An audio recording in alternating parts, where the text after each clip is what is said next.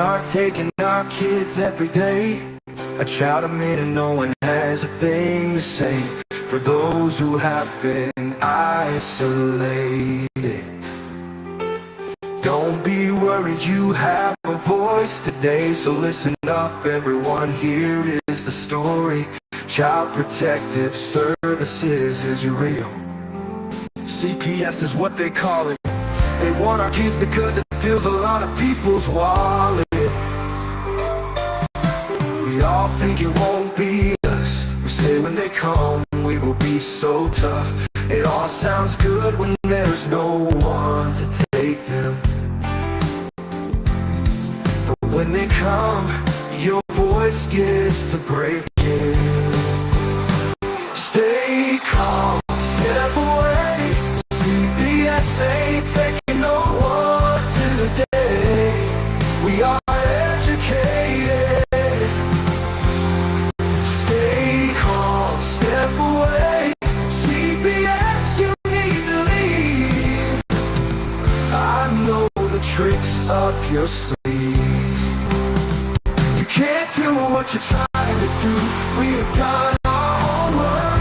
Don't do a damn thing without a warrant. You no longer will steal our kids this way.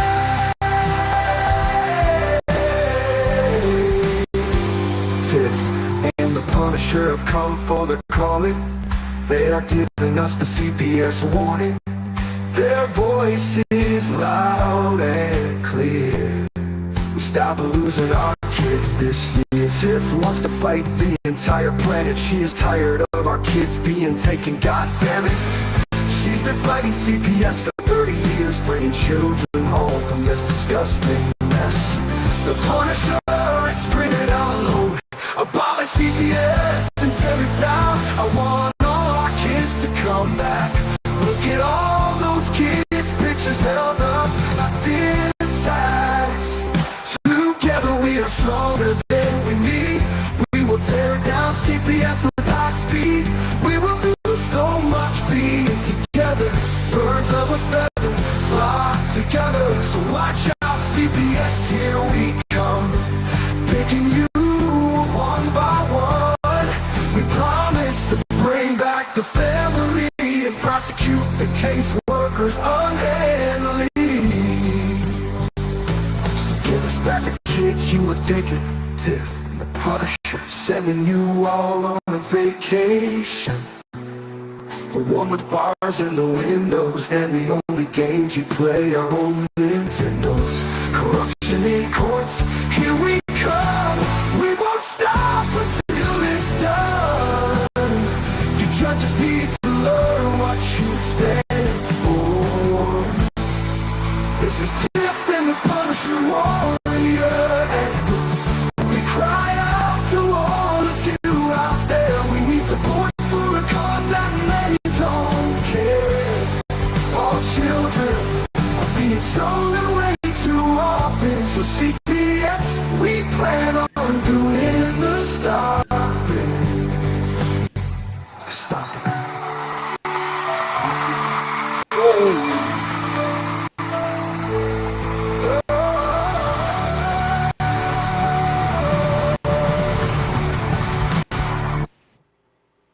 Happy Monday, Tiff. Hey, happy Monday to you. Is it a happy Monday? Did you have a good weekend? Anyway, About that, not today. skip the Monday. So we got some exciting news. Oh, yeah. So here in Winchester, and we're going to try to work it out so that we can go live on May 18th at 1 o'clock. It's a Sunday. It's a Sunday after Mother's Day.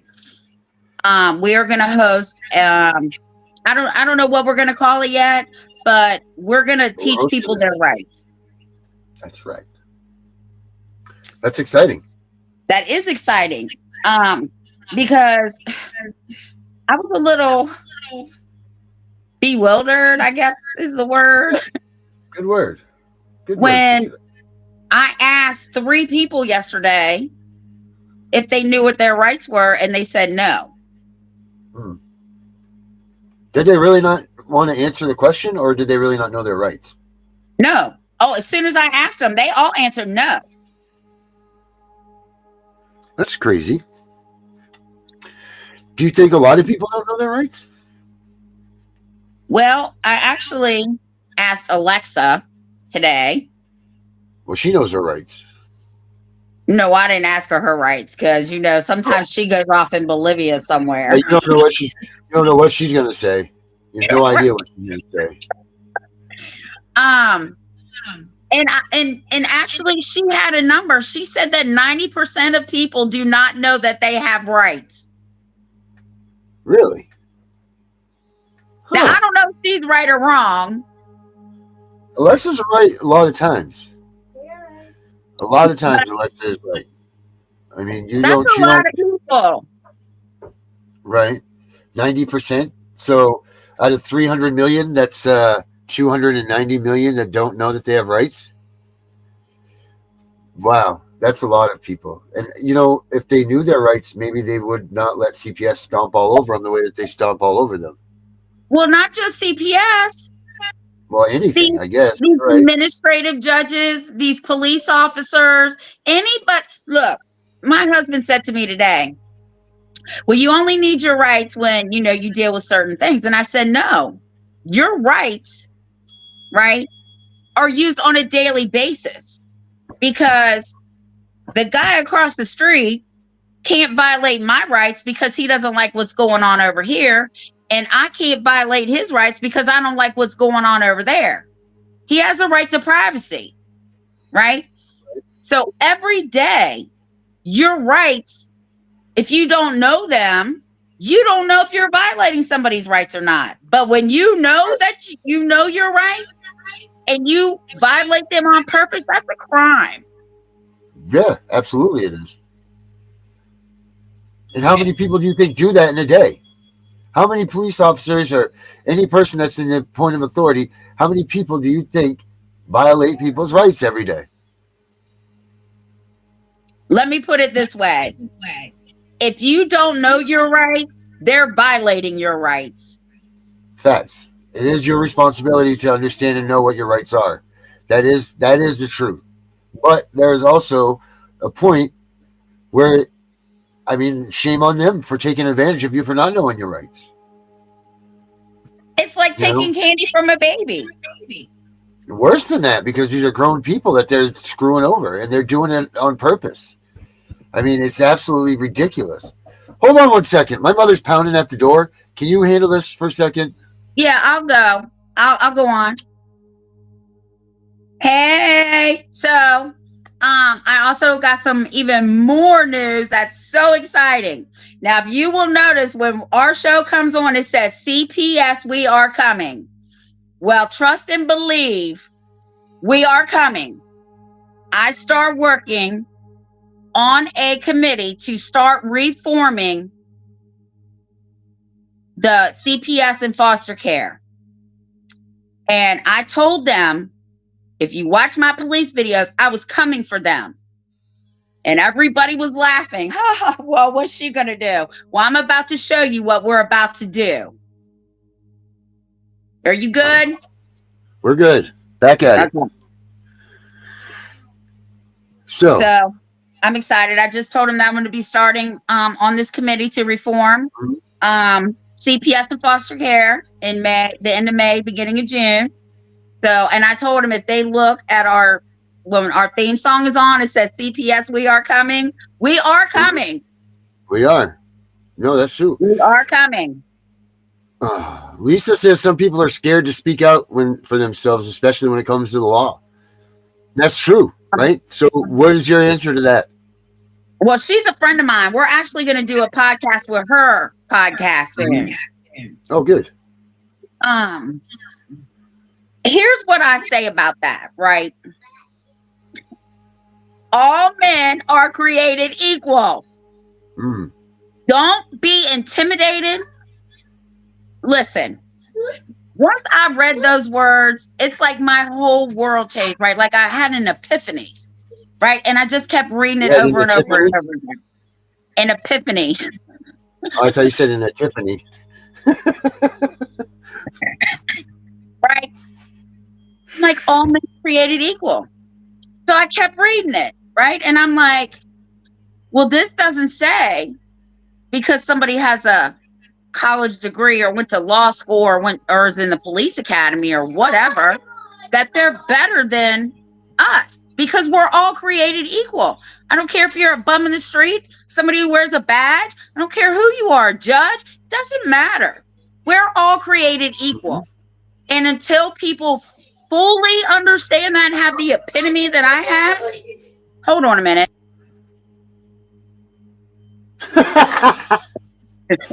Be quiet. People will intimidate you, right? And I've never been a person that you can intimidate. Look, I already told you, I'm only afraid of one man, and he's 78 years old, and he will put my ass on the ground. And that's my dad.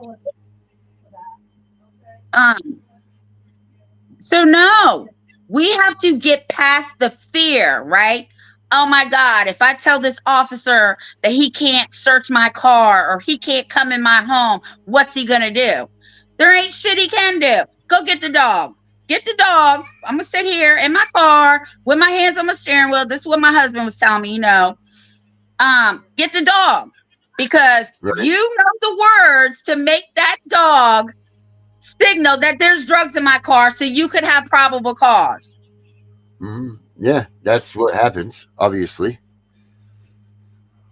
Clearly, that's what they do. So, I mean, that's just a whole misrepresentation of resources. And hello, Deidre. Like that. Think about it. People are overdosing on fentanyl by little tiny pieces of fentanyl and methamphetamine stuff. How the hell are they going to train a dog to smell that stuff? Just answer me that. How the hell are they going to train a dog that is killing people in droves, but yet they've taught them how to smell this stuff and find it in your car? No, they lie about that stuff. They make them pretend to hit, and that's it. And that scares the hell out of people, whether you don't, because then if they're going to go that far, then they'll go that much further to put some drugs in your car and say that this is it and stage it.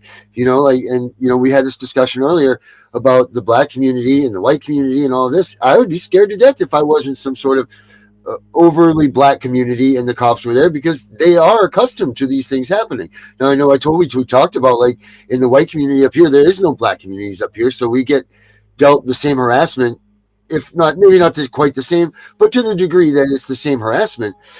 But it just seems like in those communities, like, they're really out to get those people in those communities. So I'd be scared to death too. They pull you over, that dog comes, well, that dog's telling you there's drugs in the car. Now here comes a dirty cop, comes over there, puts the drugs in your car. It's your word against them. They're going to win. That's a scary thing to face. But if you do your rights to stand up and say, no, you're not going to do this. No, you don't have a warrant. No, you don't this. And no, you don't do that. You might have that initial contact of a clash, but you're going to walk away because they're not going to challenge you. Well, here's the thing, too. In one of our shows, I pulled out the 4 books that I carry in my purse.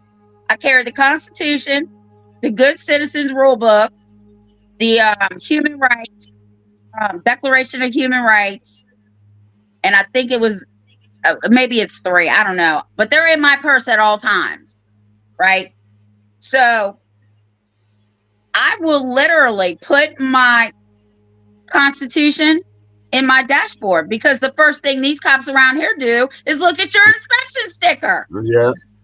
So, you want to see if my inspection's good? Well, while you're looking at that, look, the Constitution's sitting right beside it. And I will open it, and I will ask them what rights they think they're going to violate, because you're not violating any rights with me. Right. That's funny. And not only that, you have to be stronger than the bullshit, right? Because it's all a mental game. It's all a mental game. You have to be mentally strong for this, right? Like we've shown the video of me with the 12 police officers and CPS worker, right? Now, my husband said, now reverse that. If that had been me, I'd have been in jail. Not only that, they would have tackled him when he come out the house. There would have been a different outcome if your husband charged out there and did what you did. No doubt about it. Absolutely no hands, no way that he would have gotten away with what you did. And then let me So, tell you what this county would have been called in this town. Tiffany Wise Tiffanyville. County. I was gonna say the township of Tiffany. Right, the Tiff Tiffany Township. Township. Established in 2021. Yeah. Right. It's So funny. I understand that people are scared to speak out about their rights, but that is oppression, and you're letting them do that to you. Yeah, absolutely. You're right. You are right about that. It is your responsibility to know your rights. I mean, God gave them to you. You should at least spend the time to learn them. When you don't use them, you lose Lose them. them. Right.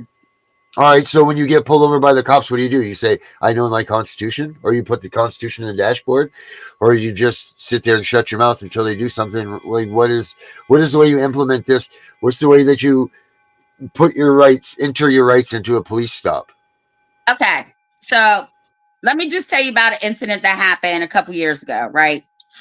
We had a lot of snow, and my husband has a band. So he was like, my buddy's coming over. We're going to bang around, make some tunes, whatever. I was like, all right, whatever. I went to bed. He wakes me up about 10, 11 o'clock at night and was like, can you take my buddy home? And I say, yeah. Well, I had to go down this hill, right? We had a bunch of snow. There's still ice on the road. And I said, and I saw the police car. I saw him at the light. I said, to myself, I said, if I make this turn, my ass into my car is going to hit the front of his car. So I got in the straight lane and I made the turn. Well, I see these blue lights behind me. And I said, is he pulling me over? My husband was like, yeah. So I pull over in the middle of the road because there's nowhere to pull over. And the first thing this dude, now they were drunk, but I'm the DD because people that know me, like Lisa, knows that I don't drink. So, and look, I ain't even gonna lie. When I first got in the car, the alcohol almost got me drunk. Okay, just the smell of it. So I knew when he pulled me over, the car smelled like alcohol. So but I only put my window down this much. I do not roll my windows all the way down. Absolutely not. So the first thing he says is, oh, I smell alcohol. And my husband was like, yeah, we've been drinking. And I'm like, oh my God. I said, I'm the DD. And he woke me up. So I forgot my driver's license. My husband, I have any clips, right? So my husband's knees are up in my dashboard. We can't even open the glove box because he's 6'5". Right. So I'm like, I don't have my license, but if you want to run me, I mean, because I already know he ran my tag. He knew who I was. Right. I just gave him my social.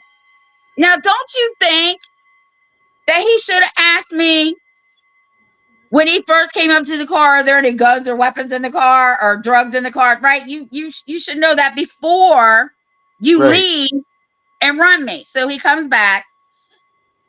And then now he wants to run the two passengers.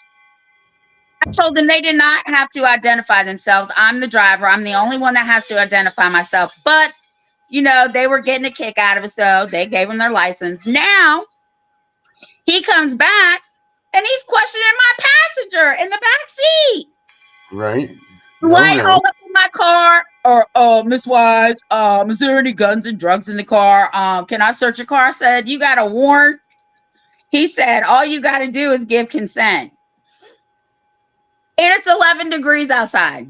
I said, get a warrant to search my car. And oh, by the way, my father's a retired police officer. He tapped my window. You have a nice night, Miss Wise. Yeah, no, absolutely not. I just sat there all night waiting on a dog. Mm-hmm. Well, you're not supposed to wait that long for a dog. You're only supposed to wait. It's only supposed to be as long as the stop should have been. But no, absolutely. Correct. If that had just been your husband and his buddies, that's a whole different scenario. One to be nervous about. I mean, that would just be because how do you go up against? It's just like CPS. How do you go up against the evil like that? How do you go up against these people that are so corrupt and and dangerous against you and your rights and all this, that they don't care. Like, they're willing to risk everything about them to cheat you out of something that you don't deserve losing. That's pretty scary. That's really scary that they don't have any sort of fear about this or nothing. The best way to beat CPS is to find advocates like us that know their whole playbook, and we know how to whoop that ass. That's what you do. Yeah. But they also got to find us at the beginning before they screw up too much. And a lot of times, I couldn't help people because their case was either, and this is before I met Spanny, right? They were in a termination. I don't know anything about termination, right? I'm the chick you want when those people show up. Right. Yeah. But that's the unfortunate part. And this is where it comes down to us educating people. We don't want the people coming to our course that have been involved with this stuff already. We need to have people that don't know a damn thing about any of this stuff, because they're the ones that are the next in line to get screwed over. They're coming for all the people that pay us attention on the shows and stuff, or they're already into it. You know, it's too late for them to learn this stuff. It's really not too late, but you know what I'm saying? To actually use it so that it can be beneficial to them and get them out of a shitty situation. It's too late. You know, if you've already been in the system, we need to find these young, energetic people that will get out and spread the word for us and educate people that are not in line with this lifestyle or whatever you want to call it, this type of whatever it is you call, before this happened to me, I didn't know anybody involved with CPS. Now all the people I know are just in CPS. So it's kind of weird how that everybody I meet is involved with CPS one way or the other. You know what that theory is like? Like when I got my eclipse, I hadn't seen any eclipse on the road. The minute I got my car, I saw everybody. Yeah, all kinds of them. Once you got one, same color too. Right. Yep. But you're right, and we need to educate this younger generation because they they're gonna be the leaders. They're gonna be in charge someday, right? We need to educate our grandkids, our children. We need to educate everybody. Yeah, we sure do. We sure do. What if I were to say my dad is a retired police officer, but he isn't? We talked about that, Deidre. That's what I said. I said everybody should just say that their family members are retired cop. What the hell? Why not? They're allowed to lie. I wonder what they're going to do when my dad passes away. God hope it doesn't happen anytime soon. But what are they going to do when I have his badge in my car? What bag of what? Badge. His police badge. Yeah. Oh, I would be laying that right there and wide open, shield just blazing away. No. We don't want no impersonation. No impersonating a police officer charges. But that's my dad's shield, and I'm going to carry it.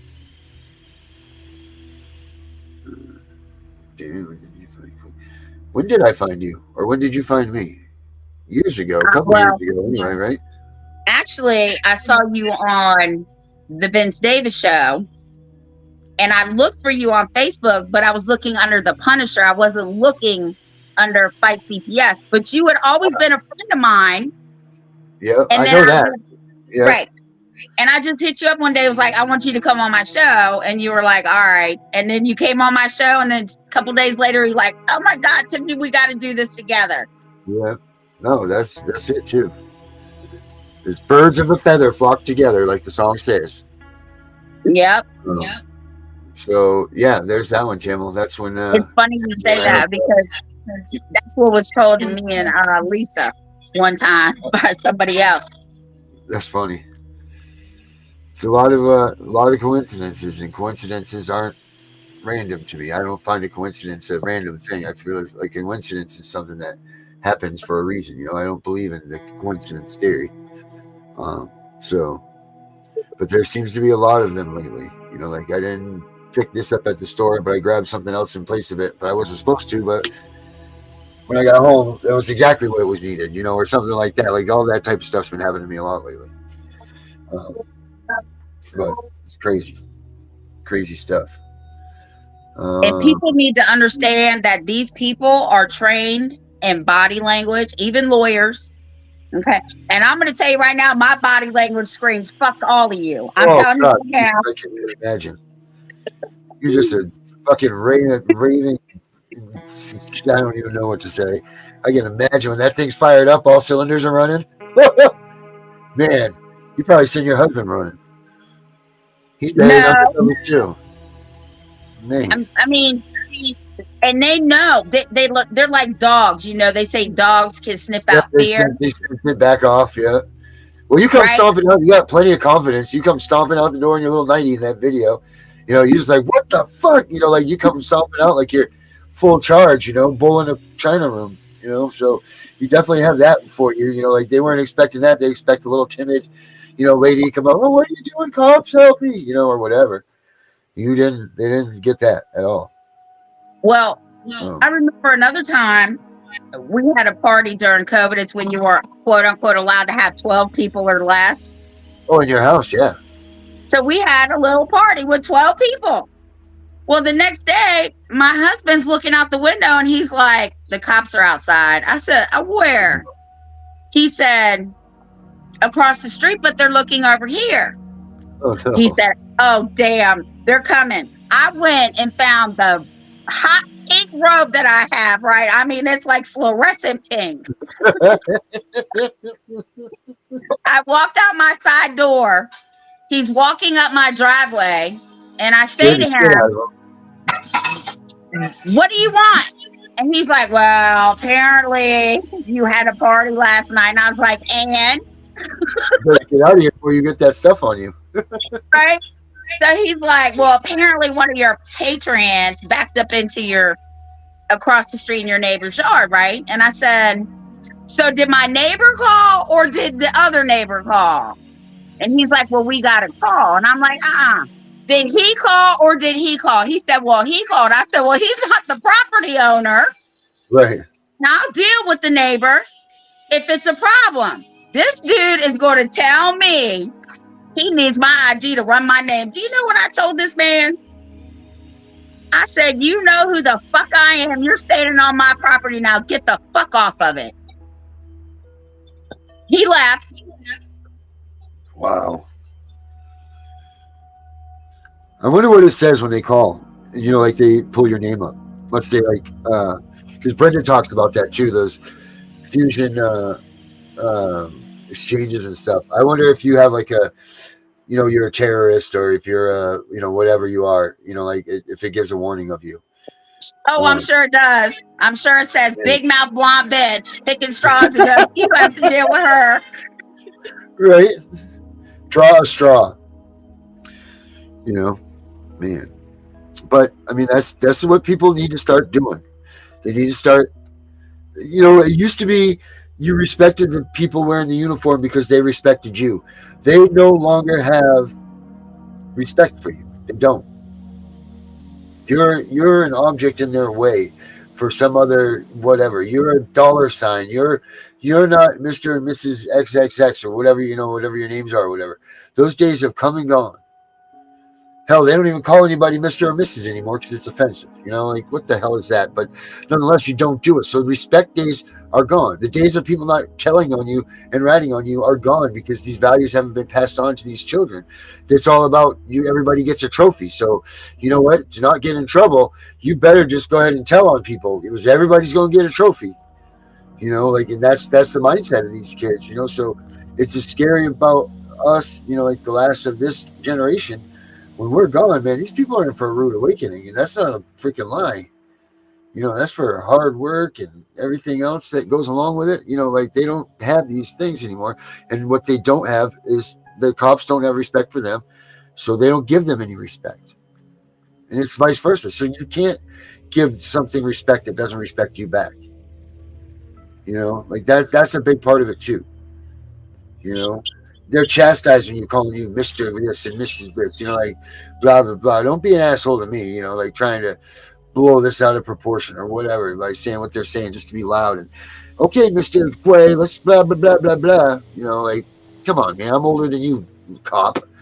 call me mister. Like, come on. They're just doing it to belittle you and give you some sort of a, yeah. And we could talk forever about this, and maybe we will, but it's just, it's asinine, and it's people have got to start shutting their mouth and growing some balls. That's my new saying. Close mouth, grow balls, because this is what we need in this movement.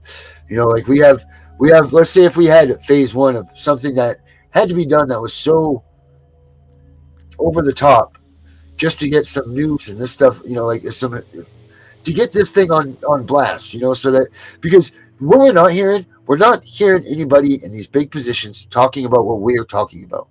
They don't talk about the children that are taken from the homes, kidnapped from homes for no reason. They'll talk about the 8, 10, 12, 15 kids that died in CPS custody. Sure, they will. And they'll talk about, father's child support. Sure, they will. But what they're not talking about is the fact that kids at the rate of a child a minute are being taken from innocent people's homes and thrown into a foster program and ruining the future of this country. So we've got to do something to bring that to the attention of someone that's willing to do something. So if that has to be something crazy and over the top, so be it. But where's the next wave of people to come and get you? Who's going to come and back you up if you and I and Mark and all of us are all in jail? Who's coming to pick us up? David Straight's dead, so there's out. That one's out. You know what I mean? Like, so who's coming? Nobody. No one else has the balls behind us. So where is it? Where's the support? Where's the camaraderie? And where is the pissed off? Like, we got to do something here. We've got to, because we're going to lose this thing. As fast as we all got pumped up from this shit, it's going to go away if we don't do something soon. I fear. My opinion only. I had a boss that I worked for, and Lisa knows who I'm talking about. I was the only person that could work with this man, okay? Everybody that worked for him, they were scared of him. They just couldn't work with him. So one day he sat me down and he was like, girl, because that's what he used to call me, girl, if I had 10 of you, I'd have a perfect business. If I had 100 of you, I could run this world. Yeah. Yep.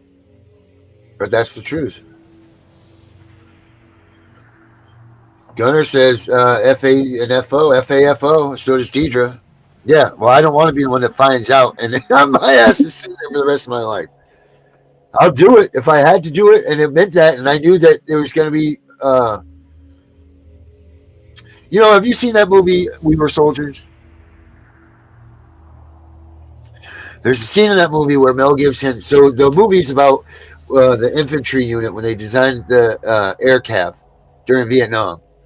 And they had never done this before. They had never moved soldiers with, helicopters into behind enemy lines and stuff like this. So, and it's a true story. So they talk about, how the air cav brings them into the combat zone, and they had to really click with the pilots and this, like the lieutenants and things of the divisions, so that they could call them in to come and get them and take them out of hostile situations and everything. So the end of the movie comes, and here they're getting overrun. Like the Viet Cong, there's 4,000 of them overrunning these 30 Americans, or there was more than that, but it was a lot over a little, So they didn't have a choice. They were out of bullets. They were out of this. So Hal, I forget the colonel's name, Hal something. He orders his guys to charge. So they just go full bore to charge up this hill. So they're killing everybody along the way. And, you're like, yeah, here they go.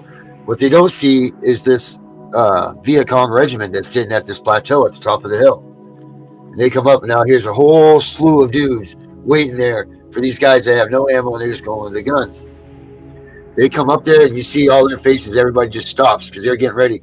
And those fucking helicopters coming behind them that nobody even knew about and just fucking demolished all those people. And then they carried on and went on their way. That's the shit you would need to know that you have behind you, that someone's going to be right there for you in that moment to come up behind you and make sure that this thing continues on or picks you up or whatever happens. And we don't have that yet. We don't even have that front line to be able to go and say, we're going to run up this hill. And that's sad. It's really sad, the amount of effort that we all put into this stuff and the fight that we try to put on. Like we just don't. I mean, if we had 100 views, maybe so. But like where can we get this energy? Where can we get these people? Yes, Tamil David Straight did pass away. So where did these people come from, or how do we get them? Well, here's the thing. I'll lead the pack. Trust and believe that. I will lead the Right pack. there. Right. I know this. But we got change is coming. I know that I sent you a clip about Trump signing that executive orders to tell the federal heads of these agencies. This includes CPS, child support. It includes all that, right? Because this is what people don't understand. The state has the right to make its own laws. We know they're not laws. We're ruled by code, statutes, rules, and regulations and ordinances. Those are not laws. But my point is, they still have to stay in line with the federal government. And the federal government and the Constitution are very clear. You cannot contradict, or what does it say? You cannot construe anything in this. That's what the Constitution says. This is the plan. This is what you make your laws or codes or statutes, whatever your case may be. This is the plan. So now that he signed that executive order, and SEC was in there talking about the Chevron doctrine, all that stuff, it's coming to a head. Those little spider cracks that I talk about all the time, they're getting bigger and bigger. My husband said, I'm telling you, Tiffany, y'all aren't going to have nothing to talk about this time next year because the dam is about to burst. I hope so. I hope he's damn right about that. Damn right. No, but I do. I really do. And I've had a talk with a couple of people today, and you know what? They were down and out. And usually, me, I'm like, no, we're good. But I could see it. I didn't pass that on to anybody, that feeling of like, I know what you're talking about. I still try to stay Mr. Chipper. Everything's going to be fine. You're going to get your kids back and all that shit. But in reality, like, I just couldn't, I don't see it right now. I'm still a fighter. I'm still going to fight. But I don't see the fire. I just don't. I thought I did. I thought for a minute that it was there. But it only takes a spark. Yeah, you're right. You're right. You're absolutely right about that. And right now, the spark has been lit, and now we're into kindling. I guess that's how you say it. Yeah. Have a wood stove. And pretty soon we're going to be throwing logs on that bitch. And then pretty soon we're going to be throwing whole trees. That's good. As long as we don't smoke the place out. That's it. But I know that you're right. You probably are right. Absolutely. But how do you make everybody else feel this way too? Because here's the thing. How long can you go? How long does your fight last? Like I'll fight till I'm dead. That's it. I'm good with that. I'm in this to win this. Whatever winning it is, because it's never going to be gone. Child trafficking is never going to be gone. No matter what you do or how we break things, it's gone on for thousands of years. It's going to continue to go on. So, but how do you keep people pumped up and to stay in the fight? Maybe that's the issue that we're going away. Like maybe that's what it is. Like, this is the thing. I've been doing this for almost 36 years. There's only one other person that's been doing it for 30 plus years, and that's him.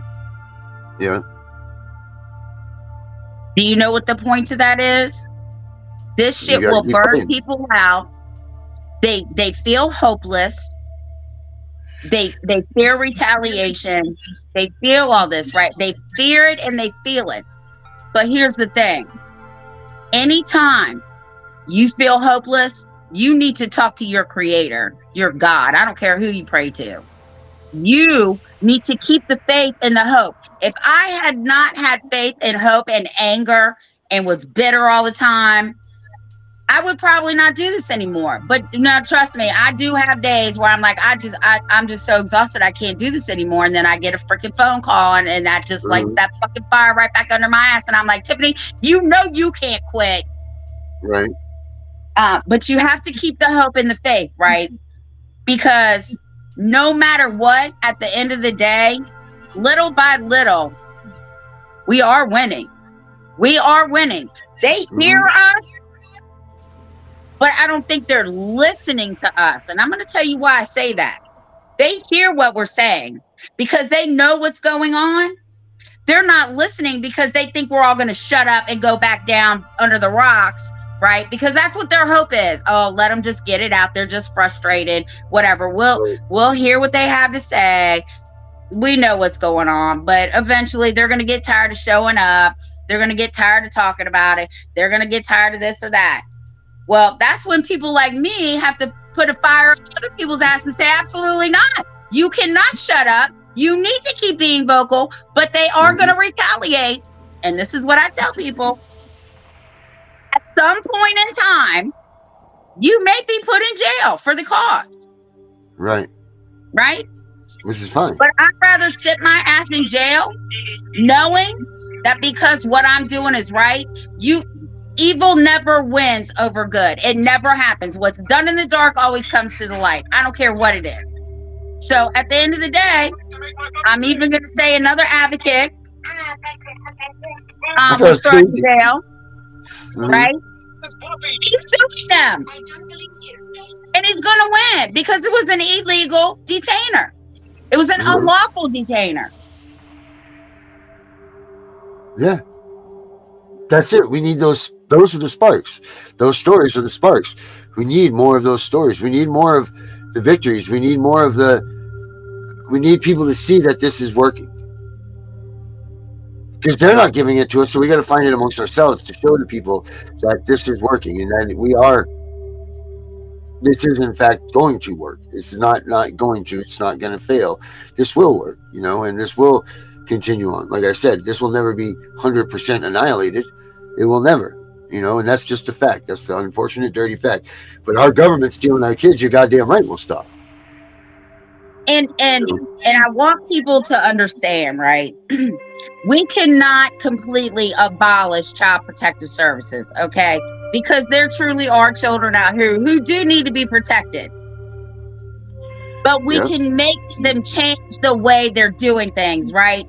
Because these people are heartless. They're narcissistic. They have no souls. They have no kids. They have no husbands. They have nothing to lose. But I will tell you this, because I believe in karma. That bitch has everybody's address. Right. Yep. And we can't stop because that's what they want us to stop. We're not going to stop. There's no way of stopping. No. I'm not saying me and you. I'm saying nobody can stop. I don't care where in this country you live. You cannot stop. I agree. And this is why I said the other day when we had Sylvia, and it's time to put the gas to the metal, people, because if we're going to do this, there's going to be days where things just don't work out in our favor and some of us get picked up because things are going to have to happen to make the catalyst of things work. But that's when we need everybody else to be strong and make sure that they hold the reins and that they come up behind us. And that needs to be that's where the whole pack it up thing comes, where the whole join in under one force to show the size and the strength of us and all of that. That's where the importance of all of that comes.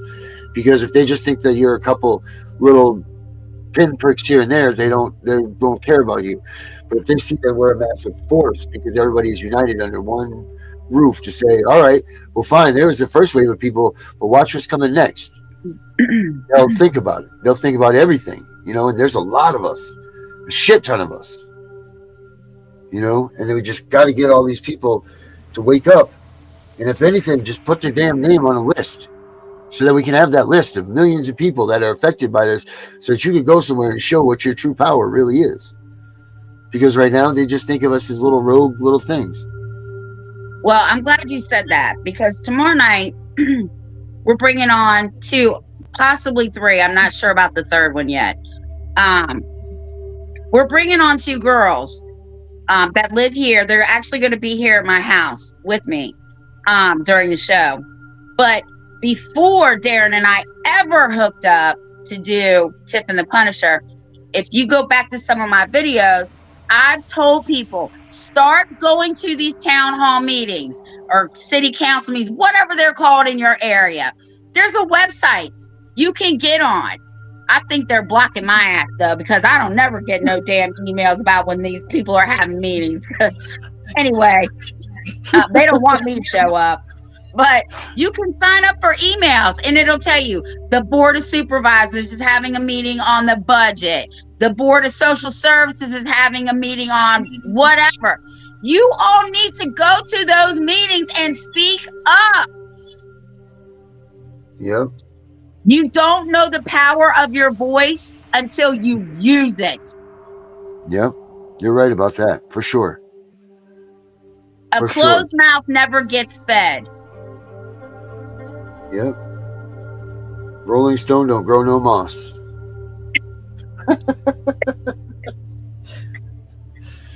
No, you're right. You're right. You're right. You're right about all that. And everybody just needs to listen to that. And everybody needs to remember that stuff and know that that we don't ask, nobody asks much of anybody. But if it does come to a time, then everybody needs to be on board and everybody needs to be there 100%. Not just sitting here chatting on the board, like be there. Whatever the call is, they need to be able to answer it. Because we're not in this just for us. We're in this for everybody. All of us that sit here do these shows, that put ourselves out on the front line, and because it's a dangerous position to be in. Look at what they did to Vinny. Look at what they do to people that do this stuff. It's a dangerous spot. So at the bare minimum, the people that support us and that we come out day in and day out to show and try to help and break this mold and get this stuff taken care of and handled, they got to be there too. And we got to know that they're going to be there. Because you just can't run blind. It's a big empire that we're going to take on here. We got to put the pedal down, and we can't stop once we do this. And I've been thinking about what you said, because if I run for any office, I'm running strictly on the Constitution and how shit's going to change, right? Mm-hmm. And I'm pretty sure that I could win. But I'm not taking no oath, right? I'm not doing that because I play by my own rules. I have my own ethics and all that. But here's the thing. We need people in these positions, right? Because you could be part of the change. Now, I'm doing so much stuff, I wouldn't even have time, right? Because I can't carry 2 kids down to city council. Right. I just can't. And I enjoy doing this, right? Because this is my time. Right. But we do need people that have had their kids taken or have gone through the system or been told by a judge that their constitutional rights don't apply in their courtroom or the Supreme Court don't rule my courtroom. That's bullshit. We need people in these positions to say, wait a minute. Have you read Article 6, paragraph 3? Because that's not true. Stop lying to people. Yeah. Stop letting people oppress you. Because let me tell you, I will tell somebody in a heartbeat, do not stand in my way because I will steamroll right over top of you if I have to. Mm-hmm. So she will do that, no doubt. I will. And if Lisa's still on here, she's known me 20. I'm gonna stop saying she's known me a long time because every time I say that, I'm like, Tiffany, you just make yourself sound older and older. Well, just make sure that you stop at 29 when you go up in the building. Yeah. That's fine. So May 18th it is. It all begins then. Yep. We are going to show the people, whomever they are, what their rights are, and what they're actually fighting for. Because people have lost touch of where their values come from, how they've gotten them, how they've gotten this. So that's what we're going to try to reignite for all you people is where did this even begin and why? Because you need to understand that. You hold on to these things, you go, oh shit, now I get why this is so important. Because the same thing happened 300 years ago. Like a place called England, and then came the United States, because these people left there because they couldn't handle it anymore. Well, it's happening again here. So it's time. It's time that, we've got to band together though and prove that we are a force to be reckoned with. Yeah, get your because friends involved. Educate, right? history has a way of repeating itself, right? Because we don't learn the dumb shit that they did we shouldn't be doing. No, we just repeat it. Yep, that's it. That is it. We just repeat it and end up in like what's that? That phrase of what is it? Insanity is doing the same thing over and over, expecting different results or something like that. Yep. It's the definition of insanity. Did you ever see? Did you see any of those the shows that we did the other day with that speech from that lady on TEDx? No. You Whose know show what? was it on? It was on Me and Gunners. I'll have to watch I'm gonna it. play it. It's 10 minutes. I'm gonna play it right now, so that'll end us. That'll end us right at the time. Okay, go ahead. I'm gonna play it. I'm gonna play it for a second because you got to hear this. This is this lady's speech. This is the new Nancy Schaefer. This lady right here. This is damn amazing. Her speech. Well, we need to get her on our show. Yes, we do. Let's see here.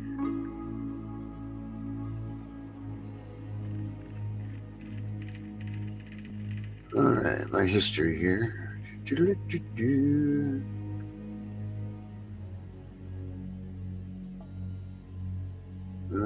see here. Where is it? Okay, come on.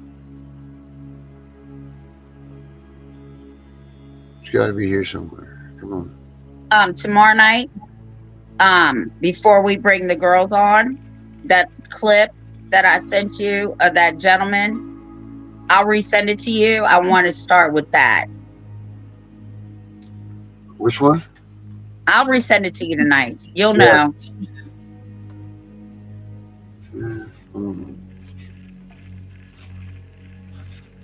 Let's see here. Oh shit. Yeah, here it is. Boom, got it. Perfect. Here we go, people. Make sure you guys stay and watch this to the end. Don't get all like, oh, blah, blah, blah. Just whatever. You guys got to watch this damn thing. This will do something for you.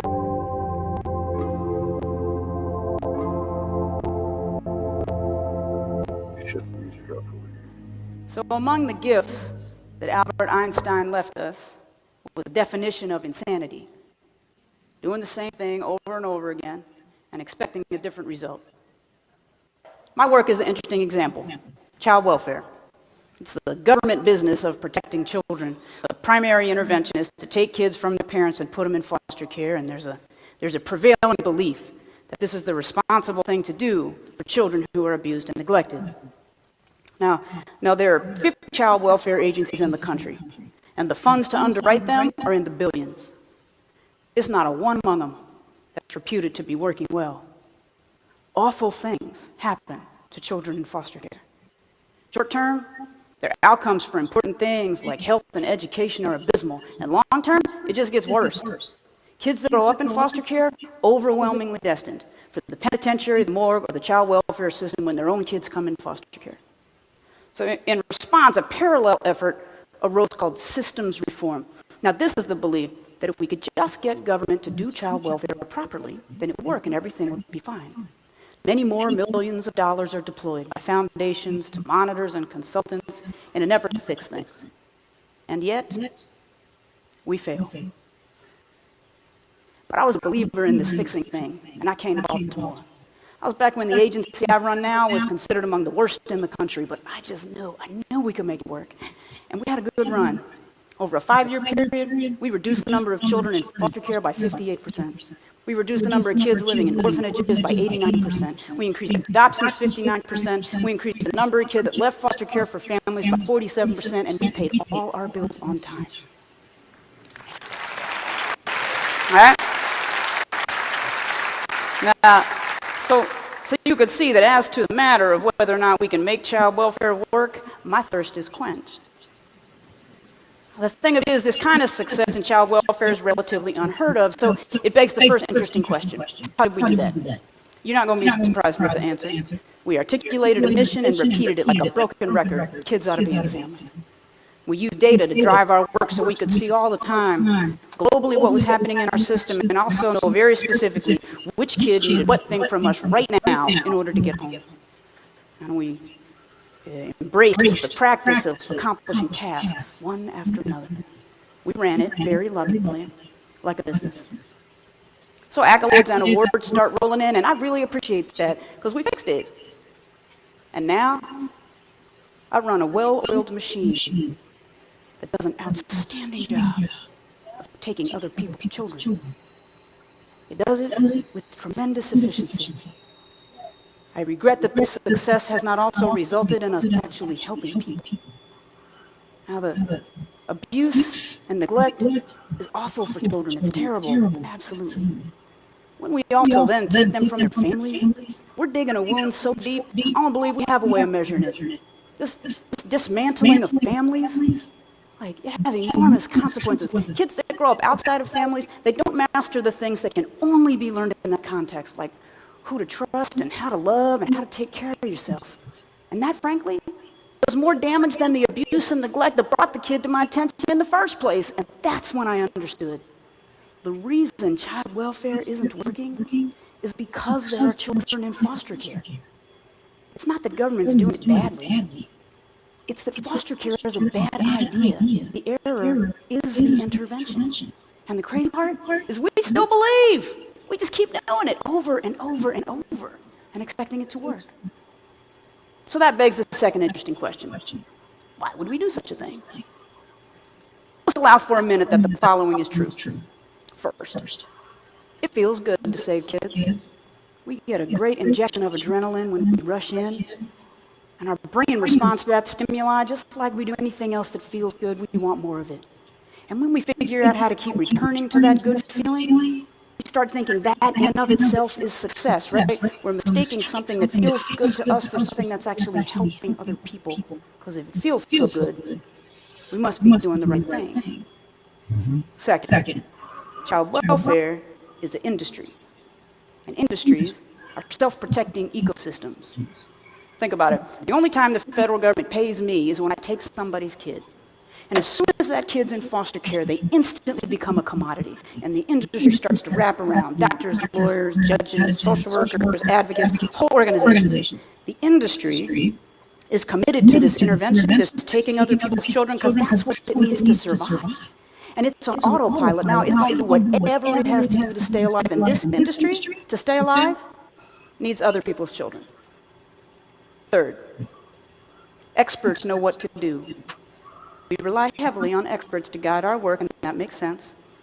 It just also seems notable. One cannot be both an expert and a recipient of this intervention. Now, this puts us at risk of not listening to the people that might know the most about what it is we're doing. Kids who grew up in foster care are a great example. You know what they want? They want to go home.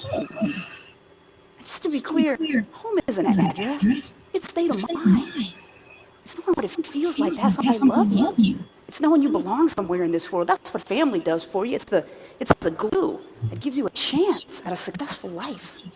And instead, we spent decades doctoring, lawyering, social working, medicating, and we didn't give these kids the one thing that they needed.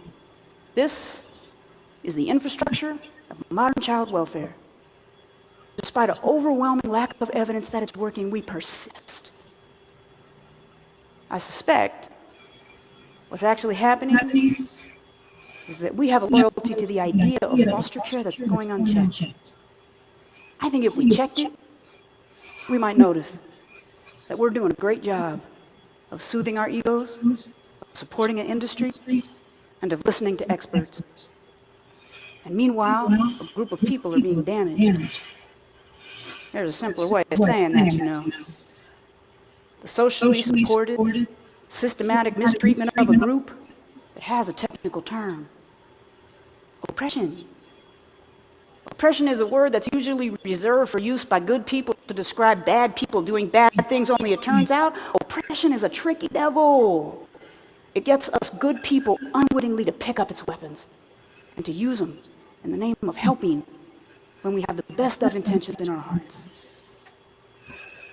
Now, there is, I think, reason to hope. If we concede that soothing our egos isn't the same as helping, and that commodifying people is never know what we meant to do, and that listening to people who were struggling might have some value, we could use this moment to move forward in a different way. Moving forward, we could align ourselves with existing activities farther upriver that are disciplined about an ounce of prevention. We could find the earliest moment to intervene with the family long before they need catastrophic intervention like putting their kid in foster care. The little kids not going to school are a great example. When a 16-year-old's not going to school, they're making a choice. When a 4-year-old's not going to school, they're telling you by not showing up that something's not quite right at home. And when we send someone to tap on those doors to talk to parents about the importance of going to school every day and to listen about what's actually happening in that household, we learn fascinating things. Untreated asthma, so fixable.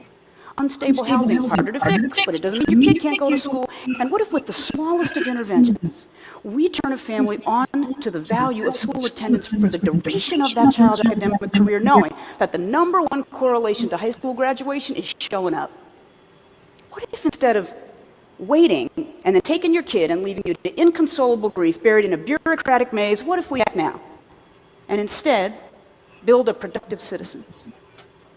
I'm not saying it would mean no kid ever came into foster care.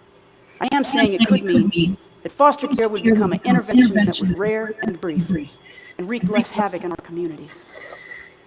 I should be clear. This isn't about whether or not we should protect children. Of course we should. And it's important that we do so. It just seems equally important that we ask ourselves, if we really meant to help that abused kid, why did we wait so late? Really? Why did we wait till his head was cracked open? Do we really think that act of violence was a seminal event? Or could it be? There was a moment earlier on that gave us a warning sign that the family was headed in a perilous direction. It gave us a window into an opportunity to bring meaningful help. The trick of it is, reorienting ourselves in this way, it won't soothe the ego of the giver, and it won't support the foster care industry. We'd have to be willing to give those things up. The cost in dollars of help that's actually helpful, probably high. The cost to the ego of those good people who will no longer get those warm, heroic feelings, probably higher. The cost to the foster care industrial complex, catastrophic. The payoff for families whose kids might not grow up knowing they belong somewhere, who might yet retain the birthright of the family into which they were born, that payoff, priceless. But you know what? If you're still not sure, it's all good. Let's do this. Let's keep doing it just like we're doing it and mark our calendars for January 2024. I'll meet everybody back here in 10 years, and we'll review all the kids that went through this mill and how they all ended up, and then we'll discuss how hard we tried to make it work. And then I will give you the shortest TED Talk in history. It'll go a little something like this. Einstein gave us a definition of insanity. Perhaps we should review. Thank you.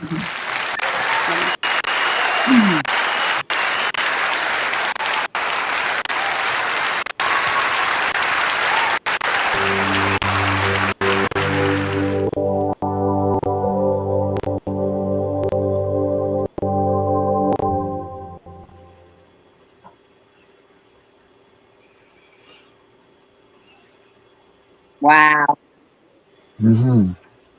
What do you think? Well, I tell you what, she spoke the truth. Yeah. I mean, it doesn't get any more real than that, does it? No. In fact, you know what? I'm going to send you this video right now and we can play it. We can go over a little bit. It ain't going to kill us. Hold on. Yeah. I'm going to send it to your messenger. Okay. If I get disconnected, I'll Whatever needs to be done, you'll get it.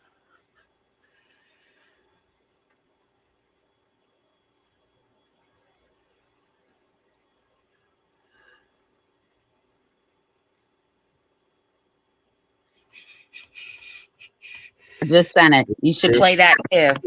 Okay. Is it in my messenger now? Yep. Okay. Messenger.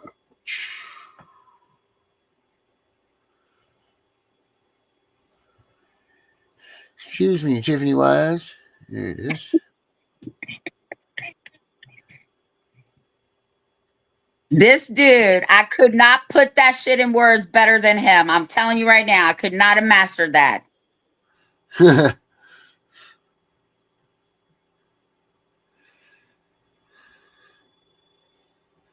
You see it? Yeah, I got it right here. Boom, boom. Yep. Okay. Don Ruffy, is that it? Is it a white man with gray hair? Yeah, a little tie on him. Yeah, he's got a piece of paper holding a piece of paper. Yep. That's him. Play that shit. I love it. I played it again today. I laughed my ass off.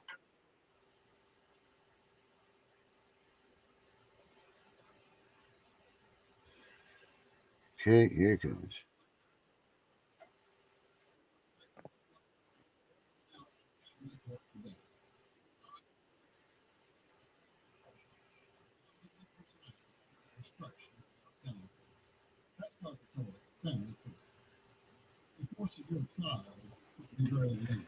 It's not playing.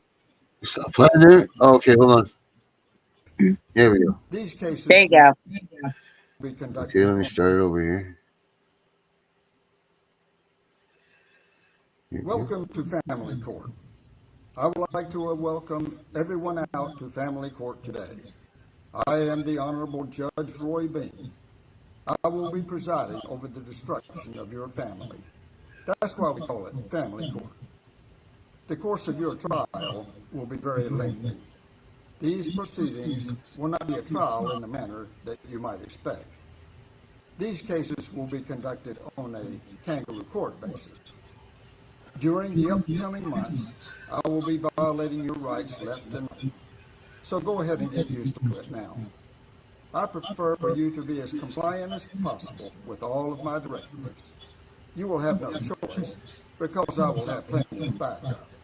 The police or sheriff's deputies are here to do all of my bidding.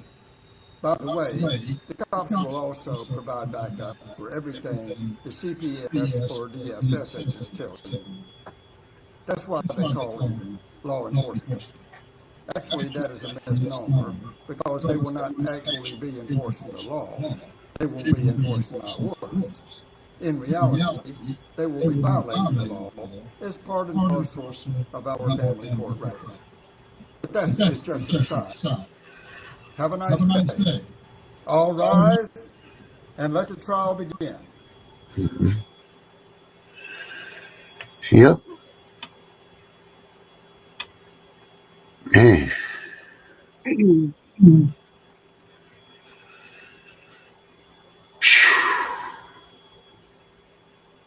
Yeah, that's what I said. Wow. So, wow. I think everybody needs to go back and rewatch those videos again a couple of times. Let that sink in.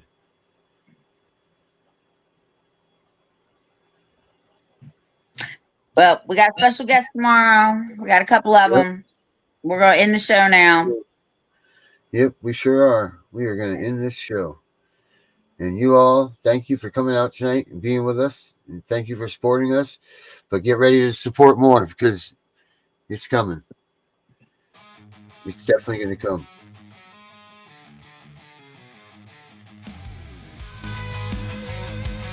Have a good night, everybody.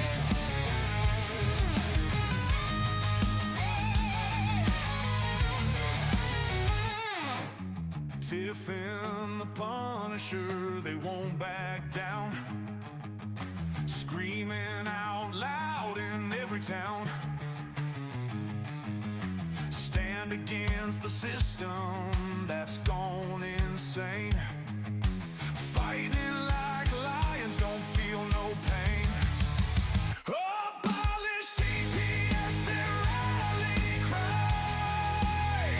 No kiss for cash, we won't comply. Make parenting great, let's take a stand. Tiff and the Punisher, hand in hand.